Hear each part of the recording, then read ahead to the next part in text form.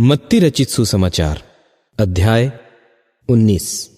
जब यीशु ये बातें कह चुका तो गलील से चला गया और यहूदिया के देश में यरदन के पार आया, और बड़ी भीड़ उसके पीछे हो ली और उसने उन्हें वहां चंगा किया। तब फरीसी उसकी परीक्षा करने के लिए उसके पास आकर कहने लगे, क्या हर एक कारण से अपनी पत्नी को त्यागना उचित है? उसने उत्तर दिया, क्या तुमने नहीं पढ़ा कि जिसने उन्हें बनाया उसने आरंभ से नर और नारी बनाकर कहा कि इस कारण मनुष्य अपने माता पिता से अलग होकर अपनी पत्नी के साथ रहेगा और वे दोनों एक तन होंगे। सो वे अब दो नहीं परंतु एक तन है। इसलिए जिसे परमेश्वर ने जोड़ा है उसे मनुष्य अलग न करे। उन्होंने उससे कहा, फिर मूसा ने क्यों यह ठहराया कि त्याग पत्र देकर उसे छोड़ दे? उसने उनसे कहा, मूसा ने तुम्हारे मन की कठोरता के कारण तुम्हें अपनी अपनी पत्नी को छोड़ देने की आज्ञा दी, परंतु आरंभ से ऐसा नहीं था। और मैं तुमसे कहता हूं कि जो कोई व्यभिचार को छोड़ और किसी कारण से अपनी पत्नी को त्याग कर दूसरी से ब्याह करे वह व्यभिचार करता है, और जो उस छोड़ी हुई से ब्याह करे वह भी व्यभिचार करता है। चेलों ने उससे कहा, यदि पुरुष का स्त्री के साथ ऐसा संबंध है तो ब्याह करना अच्छा नहीं? उसने उनसे कहा, सब यह वचन ग्रहण नहीं कर सकते, केवल वे जिनको यह दान दिया गया है। क्योंकि कुछ नपुंसक ऐसे हैं जो माता के गर्भ ही से ऐसे जन्मे, और कुछ नपुंसक ऐसे हैं जिन्हें मनुष्य ने नपुंसक बनाया, और कुछ नपुंसक ऐसे हैं जिन्होंने स्वर्ग के राज्य के लिए अपने आप को नपुंसक बनाया है। जो इसको ग्रहण कर सकता है वह ग्रहण करे। तब लोग बालकों को उसके पास लाए कि वह उन पर हाथ रखे और प्रार्थना करे, पर चेलों ने उन्हें डांटा। यीशु ने कहा, बालकों को मेरे पास आने दो और उन्हें मना न करो, क्योंकि स्वर्ग का राज्य ऐसों ही का है।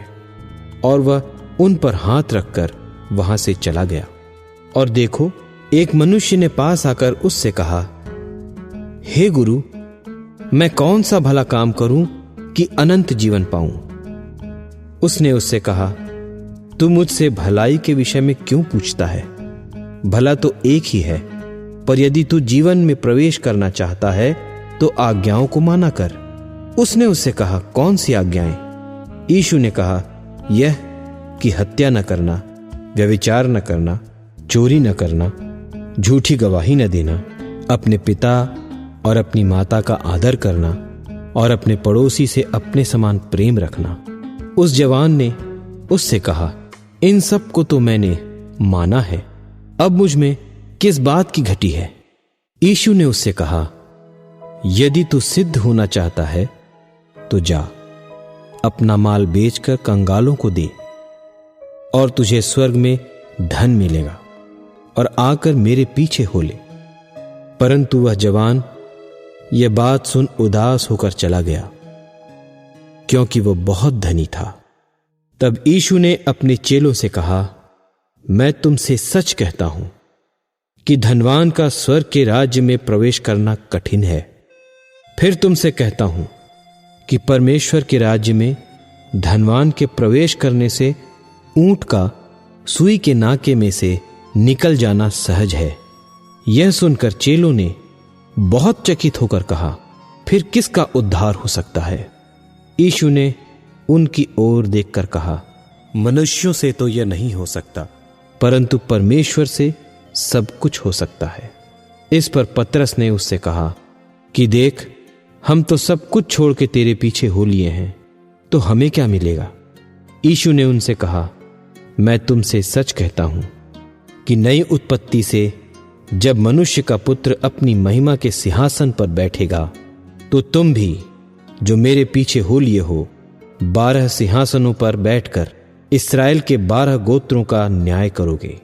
और जिस किसी ने घरों या भाइयों या बहनों या पिता या माता या लड़के वालों या खेतों को मेरे नाम के लिए छोड़ दिया है, उसको 100 गुना मिलेगा और वह अनंत जीवन का अधिकारी होगा।